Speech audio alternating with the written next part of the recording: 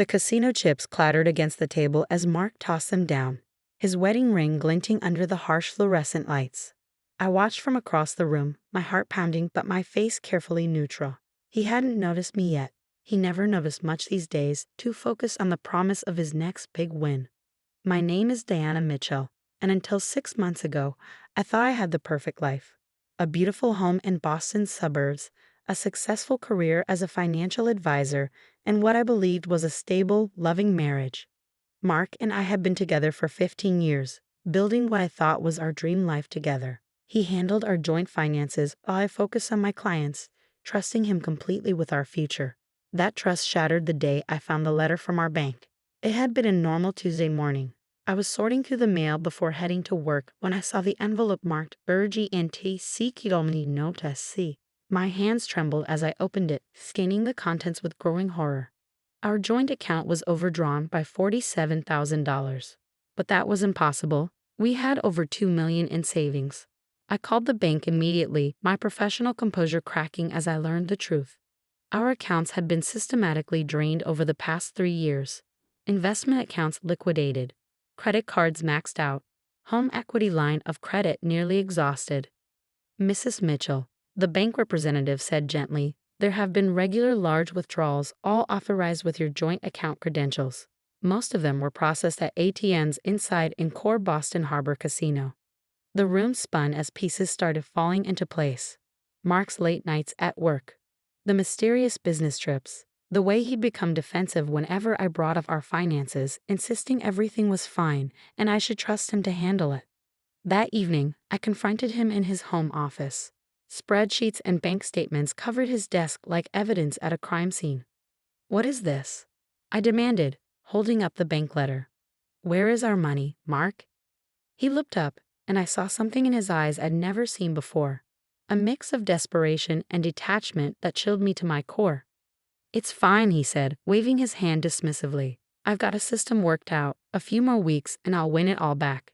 "You worry too much, Diana." "Win it back." My voice cracked. "How much have you lost?" He wouldn't meet my eyes. "Look, the market's been tough. I had to make some moves to cover our positions.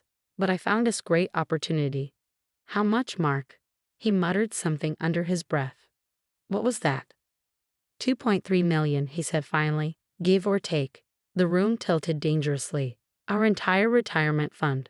The money we'd spent 15 years building. Gone. "But that's not all," I pressed, my voice eerily calm. "Is it?" He shifted uncomfortably. "There might be some other obligations." "How much debt are we in?" "About 800,000. He said it like he was discussing the weather. "But like I said, I've got a system. This guy at the casino showed me a foolproof way to." I cut him off. "Stop. Just stop." I walked out of his office in a daze, my mind racing. 15 years of marriage, of trust, of building a life together. All of it gambled away without a second thought. I felt sick, but underneath the nausea was something else. Something harder and colder that had been building for months as I'd watched our marriage slowly unravel. That night, I lay awake in our bed, listening to Mark's steady breathing beside me. He could sleep soundly, unburdened by the weight of his betrayal. But I was wide awake, my mind crystallizing around a single thought. I had to protect myself. The next morning, I went to work as usual, but instead of meeting clients, I spent the day making calls. First to a divorce attorney recommended by a colleague, then to a forensic accountant, finally to a private investigator. "Document everything," my attorney advised. "Bank statements, credit card bills, casino receipts, anything that shows the extent of his gambling. And don't let him know you're preparing to leave. Men like this can become desperate when cornered." For the next 3 months, I played the perfect wife. I smiled and nodded when Mark talked about his system. I pretended not to notice when he came home at 3 a.m. reeking of cigarettes and desperation. I even acted concerned when he asked to borrow money from my personal account for a sure thing. But while he was losing himself in the neon glow of the casino, I was building my case. The private investigator tracked his movements, documenting every visit to the casino, every withdrawal, every loss. The forensic accountant pieced together the extent of his addiction, uncovering accounts I hadn't even known existed. The evidence was damning. Mark hadn't just gambled away our savings, he'd taken out loans in my name, forged my signature on documents, even mortgaged our house without my knowledge or consent. This is criminal behavior, my attorney said, reviewing the files. We can pursue charges if you want. I considered it, but revenge wasn't my goal. I just wanted out, and I wanted to salvage whatever I could from the wreckage of our life together. So I kept playing my part, all while methodically preparing for my escape. I opened new accounts at different banks, had my paychecks redirected, gathered important documents and irreplaceable family mementos, secured a small apartment across town under a different name. Mark noticed nothing, too consumed by his addiction to see what was happening right in front of him. He still came home talking about his latest system, about how he was due for a big win, about how everything would be fine if I just trusted him. The breaking point came sooner than I planned. I caught him in our home office late one night, hunched over my laptop, trying to access my personal accounts. "What are you doing?" I asked from the doorway, making him jump. "Deanna, I was just checking our accounts, making sure everything's in order." "No," I said quietly, "you were trying to steal from me. Again." His face darkened. "I wasn't stealing. I just need a little capital to implement my new strategy. Once I win big." "Stop." My voice was steel. "Just stop lying. To me, to yourself, to everyone." He stood up, his familiar face twisted with desperation. "You don't understand. I'm so close. One big win, and I can fix everything. I just need—" "What you need," I cut him off, "is help. Professional help. But I can't help you, Mark. Not anymore." "Professional help?" Mark scoffed, running his hands through his graying hair. "I don't need help. I need you to trust me."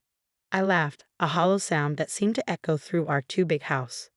"Trust you? Like I trusted you with our retirement, our house, our entire future." His face darkened. "I made some mistakes, okay? But I can fix this. I just need a little more time, a little more capital." "No." The word came out sharp, final. "I'm done." I pulled an envelope from my purse and placed it on his desk. "These are divorce papers. I've already moved most of my things out." The color drained from his face. "What? You can't? Diana, please. We can work this out." "Can we?" I asked, my voice steady despite my racing heart. "Tell me exactly how we work out the fact that you've gambled away everything we spent 15 years building." He reached for me, but I stepped back. "I know I messed up," he pleaded. "But I love you. Doesn't that count for something?" "Love?" I shook my head. "Love doesn't empty joint accounts without permission. Love doesn't forge signatures or take out secret loans. Love doesn't destroy someone's life and then expect them to stick around for more." "But I've already frozen all our joint accounts," I continued. "My lawyer will be in touch about the division of assets. What's left of them anyway? Don't try to contact me directly." As I turned to leave, he called after me, his voice cracking. "Where will you go?" "Somewhere you can't find me," I replied without looking back. "Somewhere I can start over." The next few weeks were a blur of legal meetings and financial damage control. My attorney worked to protect what assets remained while the forensic accountant continued uncovering the extent of Mark's deception. The numbers were staggering. $2.3 million in gambling losses, $800,000 in debt, multiple maxed-out credit cards, and a second mortgage I'd known nothing about. Mark didn't take it well. He alternated between desperate pleas and angry threats, showing up at my office, bombarding me with calls and texts. I documented everything, building an even stronger case for the divorce. "He's spiraling," my private investigator reported. "Spending more time at the casino, taking bigger risks. You should consider a restraining order." I didn't want it to come to that, but when Mark showed up at my new apartment one night, clearly drunk and demanding money, I had no choice. The police escorted him away, and the next day, I filed for the order. Through it all, I kept working, building my client base and reputation. My colleagues were supportive, many of them having suspected something was wrong long before I did. They helped me network, brought me new clients, gave me the professional foundation I needed to rebuild. One evening, about 2 months after I left, I received a call from an unknown number. It was the casino's security team. "Mrs. Mitchell, we have your husband here. He's caused a disturbance, accused several dealers of cheating. He keeps saying you'll vouch for him, pay his markers. I closed my eyes, fighting back tears. I'm not responsible for him anymore. We're separated, and there's a restraining order in place. Understood, ma'am. We'll handle it from here. Later, I learned he'd been arrested for disorderly conduct and assault after trying to attack a dealer. It made the local news. Respected businessman Mark Mitchell, charged with multiple offenses at Encore Boston Harbor. The arrest seemed to wake something in him. His lawyer contacted mine, finally ready to discuss a settlement. Mark agreed to enter rehab as part of the divorce agreement, acknowledging his addiction and the damage he caused. I should have felt vindicated, but mostly I felt tired. Tired of the legal battles, tired of untangling our finances, tired of watching someone I'd love destroy himself and our life together. But beneath the exhaustion was something else. Determination. I'd survived this. More than survived, I was thriving. My personal client list had grown, my reputation stronger than ever. I'd moved to a smaller but comfortable apartment, started rebuilding my savings, and most importantly, reclaimed my sense of self. 6 months after finding that bank letter, I sat in a courtroom as our divorce was finalized. Mark was there, looking smaller somehow, the rehab having stripped away his false confidence. He tried to catch my eye, but I kept my gaze forward, focused on the judge. When it was over, he approached me in the hallway. Deanna, Don't, I said quietly. Just don't. I just want you to know I'm sorry. For everything. I nodded, finally meeting his eyes. I hope you get better, Mark. I really do. But I can't be part of that journey. As I walked away, my heels clicking against the marble floor, I felt lighter than I had in months. The worst was over. Now came the part I'd been planning for, the rebuild. 1 year after the divorce, I sat in my office reviewing a client's portfolio when a familiar name popped up in my email. Mark's sister, Jennifer. I know we haven't spoken since everything happened, her message read. But I thought you should know, Mark's in trouble again. He relapsed after rehab. Borrowed money from Dad's retirement fund. They're about to lose their house. I stared at the screen, a mixture of emotions washing over me. Mark's parents had always been kind to me, treating me like their own daughter. The thought of them losing everything because of their son's addiction made my stomach turn. I'm not asking you to help, Jennifer continued. God knows you've been through enough. I just thought you deserved to know, since Dad listed you as his financial advisor years ago and never changed it. I leaned back in my chair, thinking about the man who had welcomed me into his family, who had taught me to fish on summer weekends, whose wife had shared secret family recipes with me over countless Sunday dinners. They didn't deserve this. After a moment's hesitation, I picked up my phone and dialed Jennifer's number. Tell me everything, I said when she answered. The story was grimly familiar. After rehab, Mark had stayed clean for a few months, found a job at a small accounting firm. But the addiction pulled him back, and this time, with his own assets gone and my financial guardrails no longer in place, he turned to his parents. He told them he needed money for a business opportunity, Jennifer explained, her voice tight with anger.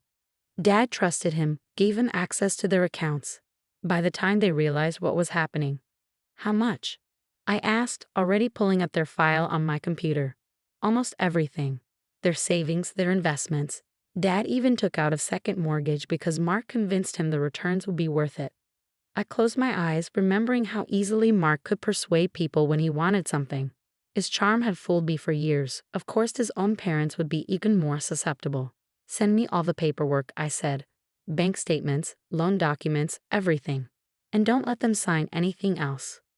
Over the next few weeks, I worked overtime, examining every transaction, every document, every possible angle. I reached out to colleagues in elder law, consulted with fraud specialists, built a case showing how Mark had manipulated his parents. The banks were surprisingly cooperative once I presented evidence of financial exploitation of seniors.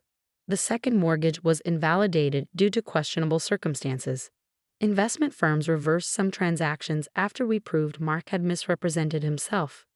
It wasn't a complete recovery, but it was enough to save their house, to preserve some dignity in their retirement. Throughout it all, I never spoke directly to Mark or his parents. Everything went through Jennifer or the lawyers. But one evening, as I was leaving my office, I found Mark's mother waiting by my car. Deanna, she said softly, her face lined with grief and gratitude. Jennifer told us what you did. Mrs. Mitchell. Please, she interrupted, stepping closer. Let me say this. We failed you. We should have seen what Mark was doing, should have supported you when everything fell apart. Instead, we let him convince us you were exaggerating, that you'd abandoned him when he needed you most. Tears spilled down her cheeks. We were wrong. So wrong. And even after everything, you still helped us. I felt my own eyes welling up. Your family, I said simply. What Mark did, that doesn't change the love and kindness you showed me for 15 years. She hugged me then, and for a moment I let myself remember the warmth of Sunday dinners, of family holidays, of belonging. He's agreed to long-term treatment, she said as she pulled away. Real treatment this time, not just rehab. Maybe this time it will stick. I nodded, hoping for their sake that she was right. Today, 2 years after finding that bank letter, my life looks very different. I've built a successful practice specializing in financial recovery and protection for families affected by addiction. Many clients come to me through Jennifer, who now runs a support group for families of gambling addicts. I still think about Mark sometimes, wonder if he's finally found his way to recovery. Jennifer keeps me updated. He's still in treatment, taking it seriously this time. His parents visit him regularly but maintain strict financial boundaries. Last week, I received a letter from him. I recognized his handwriting on the envelope but didn't open it immediately. When I finally did, I found 12 pages of apology, taking responsibility for every lie, every betrayal, every moment of trust broken. You saved our family twice, he wrote. Once by leaving, forcing me to face what I'd become, and again by helping Mom and Dad when you had every right to turn away. I don't expect forgiveness, and I'm not asking to be part of your life again. I just want you to know that I understand now. I understand everything. I filed the letter away in my desk drawer, next to the final divorce papers. It didn't change anything, couldn't change anything, but it felt like closing a chapter that had been left unfinished. Sometimes clients ask me how I can do this work, how I can immerse myself in stories of addiction and betrayal day after day. I tell them the truth, that understanding financial trauma from both sides, as a professional and as a survivor, gives me a unique perspective. That helping others protect themselves and rebuild their lives helps give meaning to my own experience. The money Mark gambled away is gone, but I've rebuilt my savings, my career, my life. More importantly, I've rebuilt my trust in myself. And now that I'm stronger than I ever imagined, capable of not just surviving betrayal but of turning that pain into purpose. Last Sunday, I had dinner with Mark's parents and Jennifer. We didn't talk about Mark or the past. Instead, we shared a meal, told old stories, and enjoyed being family in a different, perhaps more honest way than before. As I drove home that night, I thought about how life's biggest betrayals can sometimes lead us exactly where we need to be. I'm not grateful for what Mark did. I'll never be grateful for that kind of betrayal, but I'm proud of who I've become because of it. A few days ago, a new client sat in my office, tears streaming down her face as she described discovering her husband's gambling addiction. She looked broken, lost, just like I had been 2 years ago. I don't know how to start over, she whispered. I reached across the desk and took her hand. Let me help you, I said. I know exactly where to begin.